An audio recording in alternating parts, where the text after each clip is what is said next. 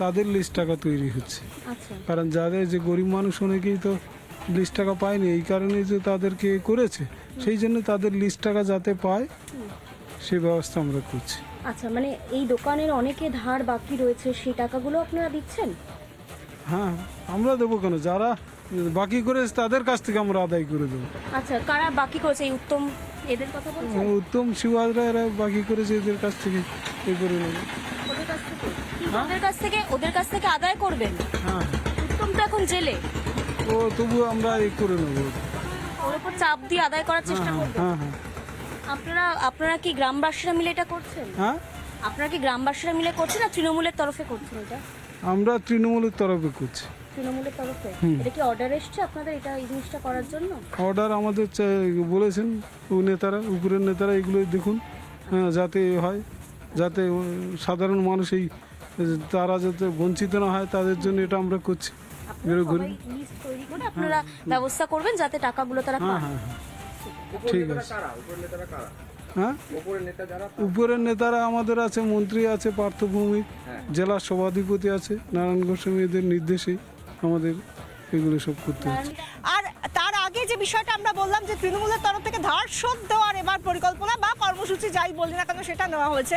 এই নিয়ে পিঙ্কি আমি তোমার কাছে আসবো, কিন্তু এই নিয়ে সেখানকার সন্দেশখালীর যিনি তৃণমূলের একজন নেতা, স্থানীয় নেতৃত্ব, তার তরফ থেকে ঠিক কি বলা হচ্ছে শুনুন। তোমার কাছে যারা পাবে তাদের লিস্ট টাকা তৈরি হচ্ছে। আচ্ছা কারণ যাদের যে গরিব মানুষ অনেকেই তো লিস্ট টাকা পায়নি, এই কারণেই যে তাদেরকে করেছে, সেই জন্য তাদের লিস্ট টাকা যাতে পায় সেই ব্যবস্থা আমরা করছি। আচ্ছা, মানে এই দোকানের অনেকে ধার বাকি রয়েছে, সেই টাকাগুলো আপনারা দিচ্ছেন? হ্যাঁ, আমরা দেবো কেন, যারা বাকি করেছে তাদের কাছ থেকে আমরা আদায় করে দেবো। আচ্ছা, কারা বাকি করেছে? এই উত্তম এদের কথা বলছেন? উত্তম শিবাজরা এরা বাকি করেছে, এদের কাছ থেকে এ করে নেবো। ওদের কাছ থেকে? কিন্তু ওদের কাছ থেকে আদায় করবেন? হ্যাঁ, উত্তম তো এখন জেলে। ও তবু আমরা এ করে নেবো। ওর উপর চাপ দিয়ে আদায় করার চেষ্টা হ্যাঁ করবেন? হ্যাঁ হ্যাঁ আপনারা কি গ্রামবাসীরা মিলে এটা করছেন? হ্যাঁ, আপনারা কি গ্রামবাসীরা মিলে করছেন না তৃণমূলের তরফে করছেন এটা? আমরা তৃণমূলের তরফে করছি। তৃণমূলের তরফে? এটা কি অর্ডার এসছে আপনাদের এটা এই জিনিসটা করার জন্য? অর্ডার আমাদের বলেছেন নেতারা, উপরের নেতারা, এগুলো দেখুন যাতে হয়, যাতে সাধারণ মানুষ এই তারা যাতে বঞ্চিত না হয়, তাদের জন্য এটা আমরা করছি। আপনারা সবাই লিস্ট তৈরি করে আপনারা ব্যবস্থা করবেন যাতে টাকাগুলো তারা হ্যাঁ পায়। হ্যাঁ হ্যাঁ, ঠিক আছে। হ্যাঁ, উপরের নেতারা আমাদের আছে, মন্ত্রী আছে পার্থ ভৌমিক, জেলা সভাধিপতি আছে নারায়ণ গোস্বামী, এদের নির্দেশেই আমাদের এগুলো সব করতে নারায়ণ হচ্ছে। গোস্বামীরা কারোর সঙ্গে ফোনে টোনে কথা টথা বলেছেন যে আপনারা কি ক্ষতিগ্রস্ত হয়েছেন, আমরা কথা বলতে চাই? কারা? নারায়ণ গোস্বামী বা সেটা আমি কি করে বুঝবো সেটা? আপনাকে ফোন করে জানিয়েছে? এটাই। আমরা শুনলাম মহেশ্বর সর্দার, যিনি তৃণমূল নেতা, স্থানীয় তৃণমূল নেতা, যার উপরে এই দায়িত্ব পড়েছে যে কারা কারা এখনো পর্যন্ত টাকা পায় সেই তালিকাটা তৈরি করতে হবে। কিন্তু প্রশ্নটা একটাই যে কেন তৃণমূল সেই তালিকা তৈরি করবে? তিনি বলছেন যে তৃণমূলের তরফ থেকেই বলা হয়েছে যাতে এই তালিকা তৈরি করা হয়, অর্থাৎ তৃণমূলই এই ভূমিকায় অবতীর্ণ হচ্ছে যে শোধ দিতে হবে। কিন্তু বিষয়টা অন্য, যে কেন তারা শোধ দেবে, এবং তার থেকেও বড় প্রশ্ন তিনি যেটা বলছেন, মহেশ্বর সর্দার যেটা নিজে বলছেন যে এই শিবু হাজরারাই নাকি শোধ দেবে। তো শিবু হাজরা কোথায়? পিঙ্কির কাছে আসবো। পিঙ্কি, শিবু হাজরাকে নাকি পাওয়া যায় না, শেখ শাহজাহানদের নাকি পাওয়া যায় না, তাহলে এই যে ধার বাকি শোধ দেওয়া হবে তারাই নাকি শোধ দেবে? কি করে দেবে? তারা তো নেই, পুলিশও ধরতে পারে না। এটা ভয়ঙ্কর ধাঁধা।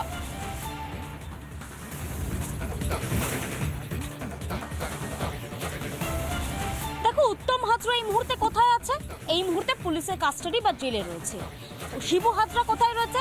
শিবু হাজরা এমন জায়গায় গা ঢাকা দিয়ে রয়েছে যেখানে কিছু চ্যানেল খুঁজে পাচ্ছে তাকে, কিন্তু সে সেই গা ঢাকা দিয়ে তার ডেরা থেকেই ইন্টারভিউ দিচ্ছে, যাকে পুলিশও খুঁজে পাচ্ছে না। তার বিরুদ্ধে গুচ্ছ কমপ্লেন হয়েছে, শিবু হাজরাকে খুঁজে পাওয়া যাচ্ছে না, অথচ তার নাম করে তারা টাকা শোধ দেবে এমন বলে কিন্তু তৃণমূল কংগ্রেসের পক্ষ থেকে বা নেতা বিভিন্ন বাজারে বাজারে গিয়ে তিনি বলছেন লিস্ট দিন আমাকে, কার কোন দোকানে কত টাকা বাকি রয়েছে সেই লিস্টটা আমাকে দিন, আমরা নেতৃত্বের কাছে পাঠাবো, অর্থাৎ পার্থ ভৌমিক এবং নারায়ণ গোস্বামী, যার নাম ইনি বলছেন, এমনটাই দাবি মহেশ্বর সর্দারের, এবং তিনি গিয়ে সেই নাম শীর্ষ নেতৃত্বের কাছে দেবে। প্রশ্ন হচ্ছে এই টাকা যারা এই দীর্ঘদিন ধরে বঞ্চিত মানুষরা, অনেকেই দেখতে পাচ্ছ ত্রাসে ব্যবসা করতে হবে, বাজারে অন্তত খেতে হবে, সেই জন্য সেই ত্রাসে কাজুতেরা কিন্তু লুকিয়ে হলেও রিপাবলিক বাংলার ক্যামেরার সামনে তারা বলছেন হ্যাঁ আমাদের টাকা বাকি রয়েছে এবং আমরা বঞ্চিত, আমাদের প্রচুর টাকা কিন্তু লুট করা হয়েছে, তবে সেই টাকা আমরা পাইনি। কখনো খাবার, কখনো চাল, কখনো জামা কাপড়, কারোর আবার দোকানে হোটেলে এইসব অভিযোগগুলো বারবার উঠে এসেছে। যতবার সন্দেশখালী মাটিতে এসেছি তবে ততবার এই অভিযোগগুলো সামনে এসেছে। আমরা আসবো তোমার কাছে পরবর্তী সময়, আবার আমরা এই নিয়ে একবার শুনে নেব তৃণমূলের মুখপাত্র শান্তনু সেন কি বলছেন, কি সাফাই দেওয়া হচ্ছে, আর পাশাপাশি কি বলছেন ভাঙড়ের রাইএসএফ বিধায়ক নওশাদ সিদ্দিকী। শুনবো। কত টাকা শোধ করবে? কোনো লিমিট রেখেছে? হাজার হাজার বিঘা জমি নষ্ট করেছে, চাষযোগ্য জমি নষ্ট করে সেখানে মেছো ভেড়ি বানিয়েছে, আইনের কোনো রকম তোয়াক্কা না করি। এর খেসরা দিতে পারবে তো শাসক? এর দিতে পারবে না। উপরন্তু কি হচ্ছে, যারা প্রতিবাদী হচ্ছেন, যারা মুখ খুলছেন, যারা মিডিয়ার সামনে এসে এই শাহজাহান, এই শিবু, তাদের বাহিনীদের কুকর্মের কথা যখন তুলে ধরছে, তাদেরকে শুনছি নাকি আবার ধমকাচ্ছে, চমকাচ্ছে। তবে এই ধমকে চমকে আটকে রাখতে পারবে না। পৃথিবীর বিপ্লবের ইতিহাস নিশ্চিতভাবে তৃণমূল কংগ্রেসের সুপ্রিমো পড়েছে। আমি আবারও তাকে স্মরণ করিয়ে দিতে চাই যে অন্যায় তার দল করেছে, তার দলের ঝান্ডাকে সামনে রেখে যে অন্যায় সংগঠিত করেছে, তাদের পতনের সময় হয়ে এসেছে। বিজেপির কর্মী মারা গেলেও তার পাশে রাজ্য সরকার দাঁড়ায়, এটা প্রমাণ করে বিজেপি যেখানে বিধানসভা লোকসভায় জিতেছে সেখানেও মানুষের পাশে রাজ্য সরকার দাঁড়ায়। এটা প্রমাণ করে যে মমতা বন্দ্যোপাধ্যায়ের সরকার বা তৃণমূল কংগ্রেস দলগতভাবে মানুষের পাশে দাঁড়ানোর ক্ষেত্রে সিপিএম, কংগ্রেস, তৃণমূল, বিজেপি বিচার করে না। যারা আক্রান্ত হয় দলমত নির্বিশেষে তাদের সবার পাশে তৃণমূল কংগ্রেস সরকারগতভাবে এবং দলগতভাবে দাঁড়ায়।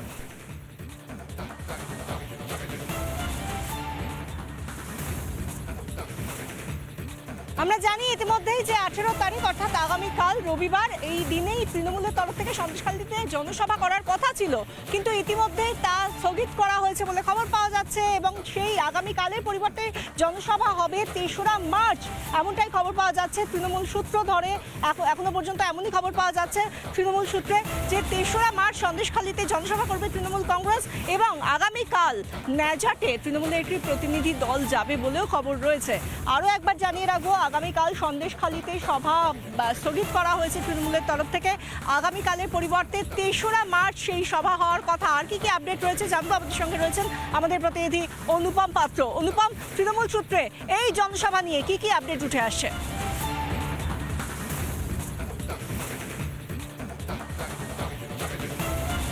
দেখো, তোমায় জানিয়ে রাখি যে তৃণমূল কংগ্রেস সূত্রে যেটা আমরা খবর পাচ্ছি যে আগামীকাল তৃণমূলের 3 সদস্যের একটা প্রতিনিধি দল আসছে, যার মধ্যে সুজিত বসু রয়েছে, নারায়ণ গোস্বামী এবং পার্থ ভৌমিক।